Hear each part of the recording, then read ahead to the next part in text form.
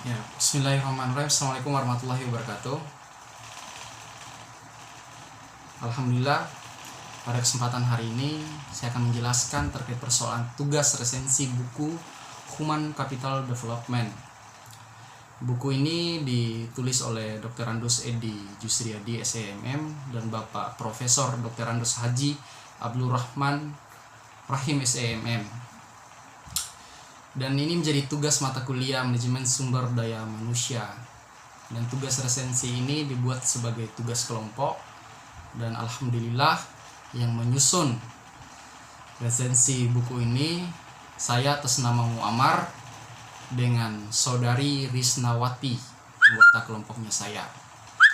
Alhamdulillahirabbil alamin.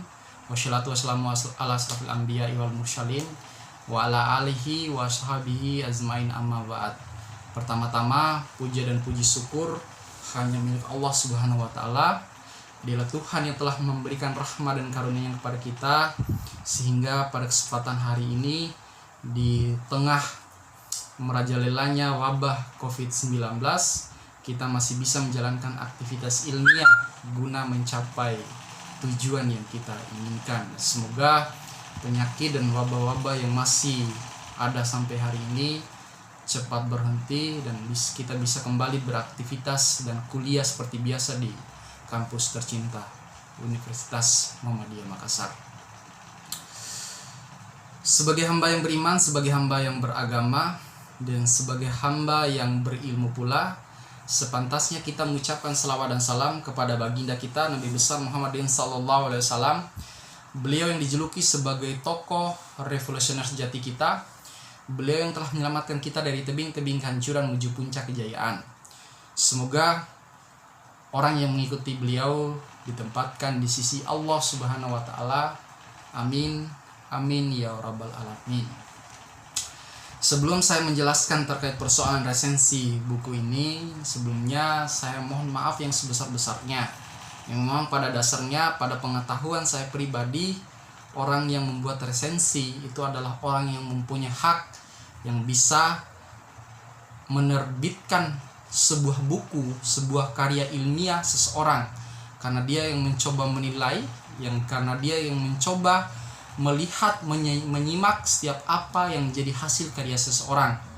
Dan pada kesempatan hari ini kami sebagai seorang mahasiswa diizinkan oleh Bapak Edi untuk meresensi buku beliau yang berjudul Human Capital Development. Maka daripada itu saya mohon maaf yang pertama ini, karena persoalan dalam sebuah resensi itu harus betul-betul kita paham, betul-betul kita memahami buku tersebut. Memang saya pribadi belum membaca secara keseluruhan daripada buku ini, karena memang ada batasan waktu yang memang betul-betul tidak bisa saya lakukan semaksimal mungkin. Tapi beberapa tugas ini coba saya jalankan dan coba saya sampaikan kepada Bapak langsung, untuk mungkin sama-sama kita bedah terlebih dahulu supaya beberapa mahasiswa itu bisa memahami daripada hasil karya Bapak Edi. Oke.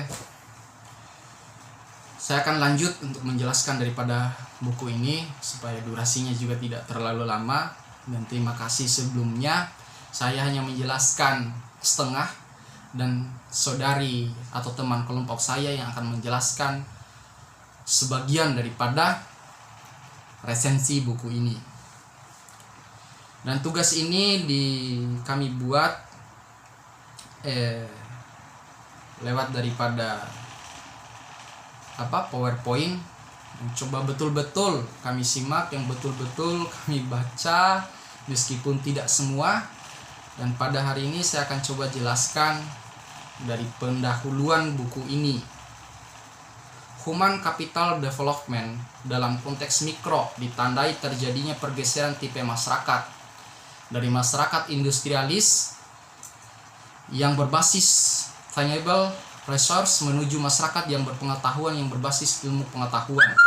Teknologi informasi dalam era industri 4.0 yang mengharuskan kita untuk meningkatkan sumber daya manusia guna bisa bersaing dalam ranah global, sehingga eksistensi sumber daya manusia dalam suatu organisasi tidak lagi dipandang sebagai faktor produksi semata, tidak menjadi human capital atau aset organisasi yang bersifat jangka panjang. Dalam era globalisasi sekarang yang memang harus betul-betul bagaimana sumber daya yang kita miliki itu bukan hanya sekedar hal-hal yang sifatnya biasa. Sumber daya manusia itu tidak hadir dengan sendirinya, tapi dia harus diasah dan dikembangkan lewat daripada perguruan tinggi swasta maupun negeri. Memang harus betul-betul tenaga pengajar yang ada dalam kampus perguruan tinggi swasta dan negeri itu harus betul-betul mensuplai pengetahuannya supaya para orang yang dididik bisa memahami daripada poin-poin yang ada dalam penjelasannya, sehingga persaingan dalam ranah global sekarang bisa bersaing dan bisa berkembang dalam industri 4.0 ini. Harus betul-betul nalar berpikir dan pengetahuan itu harus sangat luar biasa untuk kita kembangkan. Terus yang kedua, definisi singkat human capital development. Coba saya gambarkan secara singkat di sini. Human capital development pada prinsipnya menjadi bagian dari manajemen sumber daya manusia, karena dia berbicara terkait persoalan SDM, bagaimana potensi yang ada dalam diri kita. Hanya saja pengelolaan dan pengembangan kemampuan manusia sebagai sumber daya lebih berfokus pada peningkatan pengetahuan dan keterampilan yang dapat mendukung pengembangan organisasi atau perusahaan. Karena memang dalam suatu perusahaan atau organisasi yang kita jalankan itu lewat daripada keterampilan dan sumber daya manusia yang kita miliki. Maka daripada itu lebih difokuskan dalam penjelasan human capital development, bagaimana proses perkembangan ilmu pengetahuan, potensi yang ada dalam diri kita bisa ditingkatkan lebih baik. Terus yang selanjutnya, gambaran umum tentang human capital development. Aset terbesar yang dimiliki oleh suatu negara adalah pendidikan. Karena memang kontribusi pendidikan formal dan pendidikan non formal dalam mendukung pengembangan intelektual kapital telah banyak dibuktikan baik secara teoritik ataupun empiris. Demikian pula kajian tentang kontribusi intelektual dalam mendukung perilaku kerja dan kinerja sumber daya manusia. Hal yang baru dalam pembahasan buku ini adalah pendidikan nilai al-Islam dan kemuhammadiyaan yang secara teoritik dan empirik sangat signifikan dalam mendukung pengembangan intelektual kapital dan perilaku kerja guna menunjang kerja tridharma dosen perguruan tinggi Muhammadiyah di Sulawesi Selatan.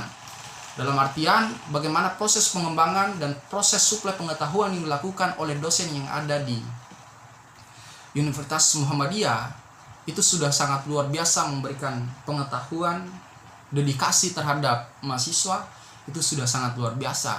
Dan ada 3 poin yang menjadi kinerja tridharma dosen. Yang pertama, pendidikan dan pengajaran.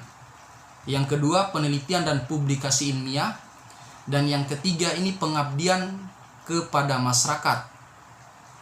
Di sini sebelum saya akhiri, ada dalam halaman 8 dan 9 yang dijelaskan dalam buku ini, kinerja dan tridharma dosen itu mungkin entah saya yang tidak terlalu teliti dalam membaca, ataukah sebaliknya ada kekurangan yang dilakukan oleh penulis sehingga belum menjelaskan daripada poin ketiga, pengabdian kepada masyarakat dan kegiatan penunjang. Dan itu yang akan disampaikan oleh saudari saya atau anggota kelompok saya nanti, Saudara Risnawati, yang mencoba menjelaskan tambahan daripada beberapa penjelasan yang ada dalam resensi buku Human Capital Development. Mungkin itu saja yang bisa saya sampaikan, lebih dan kurangnya saya mohon maaf. Saya berharap dedikasi dan didikan yang sangat luar biasa dari dosen bisa diterapkan semaksimal mungkin guna potensi yang kita miliki bisa berkembang, bisa berdaya saing karena global, dan bisa betul-betul menjadi orang yang berguna untuk bangsa dan negara. Lebih dan kurangnya saya mohon maaf. Wabillahi taufiq wal hidayah. Assalamualaikum warahmatullahi wabarakatuh.